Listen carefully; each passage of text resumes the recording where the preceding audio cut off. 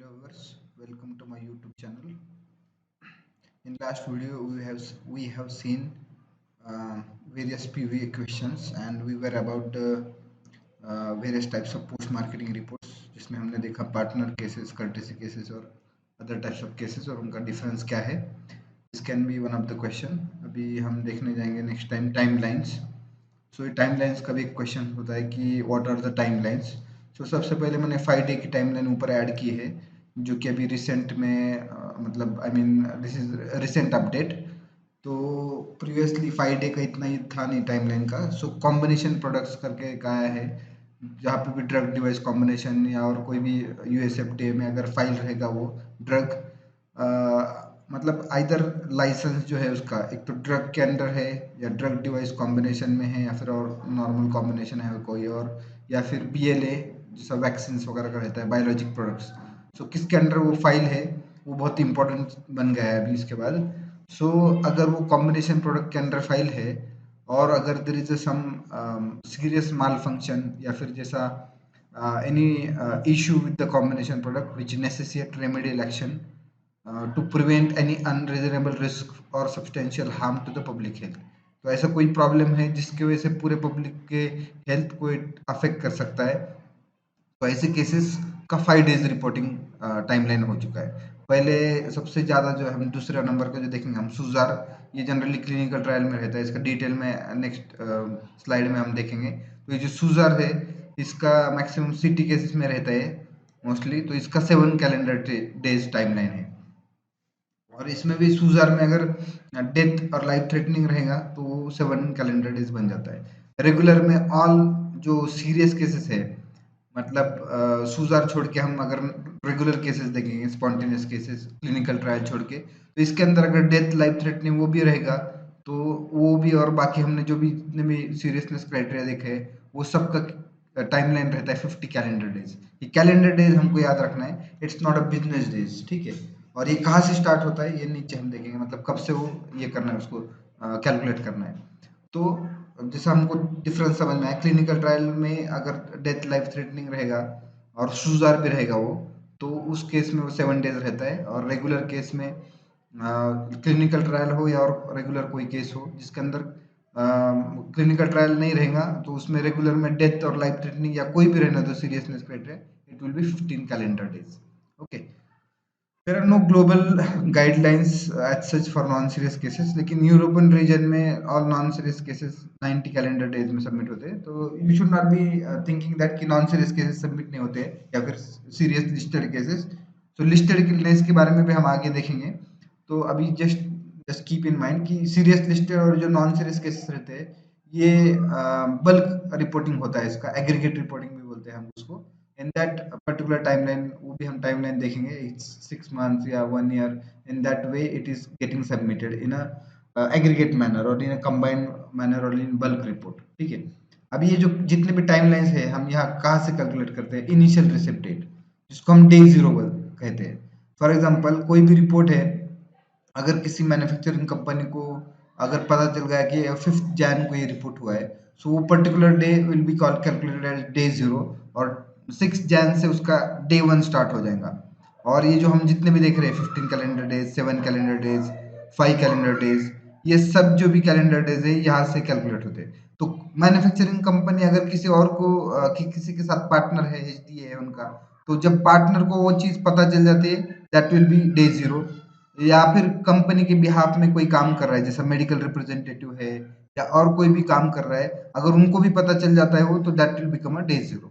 यहाँ पे कंफ्यूजन रहता है बहुत बार कि कंपनी को मतलब आई मीन कंपनी के मेल बॉक्स को या फिर कंपनी के जो भी गैदरिंग मीडिया है मतलब जैसा कॉल सेंटर है या फिर ईमेल जिस दिन वो हिट हुआ वो पर्टिकुलर डे को डे 0 कंसिडर करते हैं और उसके नेक्स्ट डे से डे 1 स्टार्ट हो जाता है. ये सब टाइमलाइन वहां से रहते हैं और ये timeline is very important thing. Okay, so this is about timeline. Next we will see the next question. So बहुत सारी जगह पे क्वेश्चन पूछा जाता है कि just tell me about the regulatory bodies, name of the regulatory bodies. So जैसा US में यूएसएफडीए है United states food and drug administration ये उसका लोगो है. यूके के अंदर medicine and health care products regulatory authority उसको एमएचआरए कहते हैं. यहाँ पे उसका लोगो है. उसके बाद जापान में ministry of health, labour and welfare, ये रेगुलेटरी अथॉरिटी है उसका। यहाँ पे नीचे लोगो है, ये Japan ministry of health, labour and welfare. उसके बाद इंडिया में central drugs standard control organisation, CDSCO, you can see here, this is the logo. Canada में हेल्थ कनाडा है, this is the logo. Then Australia therapeutics good and administration, TGA भी कहते हैं उसको, you can see here. Then Europe में Europe medicine agency, EMA, so European medicine agency, sorry, so European Medicine Agency, EMA, it's the short form. So USFDA, EMA, these are mainly, the whole world will follow their guidelines. Maximum EMA का follow होता है. So there are multiple regulatory authorities, but generally ये health authorities का पूछा जा सकता है. आप देख सकते हैं, अगर और भी आपको चाहिए तो you can find it out. But these are the mainly, well known regulatory bodies. Okay. उसके बाद में जो है next, there are different types of forms. So इसमें कुछ ऐसे फॉर्म्स है कि जैसा मान लो अभी डेटा, कोई डेटाबेस में हम काम कर रहे हैं तो उस डेटाबेस के आउटपुट भी निकलते हैं। एक्सएमएल रहता है एक फॉर्म, देन सीओम्स में कुछ जगह पे एमएचआर, सॉरी, जो ये है मेडवाच फॉर्म, इन फॉर्म्स में सबमिशन करना इंपॉर्टेंट है। बट ये जो हम फॉर्म्स देख रहे हैं हम, दीज आर जस्ट एग्जाम्पल कि कौन के टाइप के रिपोर्टिंग फॉर्म्स अवेलेबल है। ये फॉर्म्स खुद मेडिकल प्रोफेशनल्स भी भर के रेगुलेटरी अथॉरिटी को भेज सकते हैं, या फिर regulatory authority will mandate the company to submit the adverse event in this forms. So generally हम सिर्फ नाम देखेंगे अभी फॉर्म्स के, और किस टाइप्स के वो फॉर्म्स रहते हैं, नेचर। तकरीबन सबके फॉर्म्स के अंदर का जो डेटा रहता है दैट इज क्वाइट सिमिलर, सिर्फ यहाँ पे ऊपर नीचे कुछ रहता है अरेंजमेंट। सो हम देखेंगे सीओम्स में, CIOMS is the generally it's a council of international organisation of medical science, CIOMS, और इस ये ग्लोबली इसका जनरली यूज होता है। तो ये सीओम्स फॉर्म ऐसा दिखता है, सस्पेक्टेड एडवर्स रिएक्शन फॉर्म।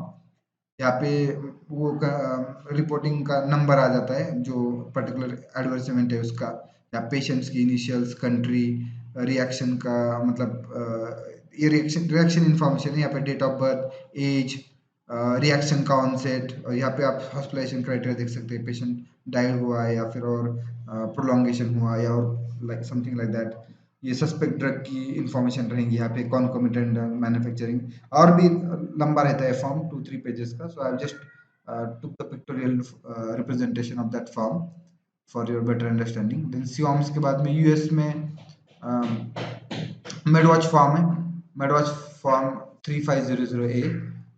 तो ये जो फॉर्म है ये यूएस डिपार्टमेंट ऑफ हेल्थ की तरफ से है, एफडीए की तरफ से। तो ये मेडवॉच फॉर्म में आप देख सकते हैं सेम टाइप का है, लेकिन थोड़ा अलग है। यहाँ पे राइट साइड में सीओम्स में भी था, हमने देखा कि यहाँ नंबर रहता है, तो यहाँ पे मैन्युफैक्चरिंग नंबर रहेगा।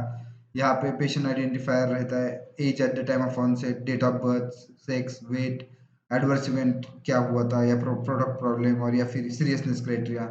और यहाँ पे फिर डिस्क्राइब इवेंट की, किस तरह से इवेंट है। यहाँ पे भी देखो इवेंट यहाँ पे डिस्क्राइब करने के लिए था, यहाँ पे रिएक्शन, सीरियसनेस। उसी तरह पे सस्पेक्ट ड्रग की रिएक्शन है ये साइड में, और सस्पेक्ट मेडिकल डिवाइस रहेगा तो वो रिपोर्टर की इंफॉर्मेशन रहेगी यहाँ पे। यहाँ पे रिलेवेंट टेस्ट, और यहाँ पे अदर मेडिकल हिस्ट्रीज। ये भी फॉर्म 2-3 पेजेस का रहता है, you can add on the pages. UK में येलो कार्ड फॉर्म रहता है, you can see here MHRA, ठीक है, सस्पेक्टेड आर्बिट्रेरी रिएक्शन। सो ये patient detail, suspect, the way I mention कि सब फॉर्म्स तकरीबन सेम ही रहते हैं, सिर्फ थोड़ा बहुत उसके अंदर आगे पीछे चेंजेस रहते हैं। ये यूके का फॉर्म है। देन ऑस्ट्रेलिया में ब्लू कार्ड फॉर्म है, ये ऑस्ट्रेलियन टीजीए का लोगो है यहाँ पे। Patient initials, weight, sex, height, suspected drug reaction, other medicine devices reactions. The way I mention कि ये तकरीबन सेम ही रहता है थोड़ा बहुत। इंडिया का suspected adverse drug reaction report form है फॉर वॉलंटरी रिपोर्टिंग। इसमें भी अलग अलग फॉर्म है हेल्थ केयर प्रोफेशनल के वगैरह, लेकिन generally the format is quite same, suspect medical events, adverse reaction, patient का डिटेल्स। जो हमने जो स्टार्टिंग में देखा है कि 4 मिनिमम क्राइटेरिया, वो वही मैक्सिमम इंफॉर्मेशन इसके अंदर रहती है, इवेंट के बारे में, ड्रग के बारे में, पेशेंट के बारे में, और सस्पेक्ट ड्रग के बारे में, और फिर additional histories and the events and the concomitant medication. ये है कनाडा विजिलेंस रिपोर्ट फॉर्म, जो हेल्थ कनाडा का फॉर्म है। इसमें भी तकरीबन उसी टाइप का फॉर्म है। So these are just for your understanding purpose. Okay. Then next is what is SUSAR, जो हमने देखा था पहले। तो suspected unexpected serious adverse reaction, जब हम लेबलिंग देखें तो हम इसमें डिटेल में देखेंगे, तो ये फुल फॉर्म है उसका। तो जो भी सस्पेक्टेड मतलब उसका कॉजलिटी वहां पे चाहिए, causality should be possible. Okay, जो भी आई भी रहेगा, जनरली ये टर्म है the way I mention clinical trial में होता है ये सुजार वाला टर्म। तो आई भी जो रहता है इन्वेस्टिगेशन ब्रोचर, उसके अंदर अगर वो चीज अवेलेबल है, मतलब आई मीन उसके अंदर अवेलेबल नहीं है, then it will become unlisted. Okay, unexpected और अनलिस्टेड। और अगर वो रिपोर्टर को लग रहा है, या फिर जो है principal investigator, if he is found that it's possible there is some relation, that's why it's suspected, then it is unexpected because it's not available or previously not known as per the IB. Okay, and obviously it's a serious adverse event. So serious cases can be seen only in clinical trial reports but not in solicited and foreign. मतलब ये सुजार के बारे में है, and it should be from clinical trial report and that would be serious.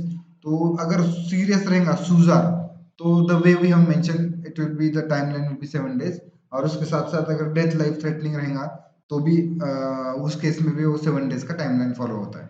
ठीक है, so we'll see the rest of the part in the next video. So next video will come soon. Okay, thank you so much.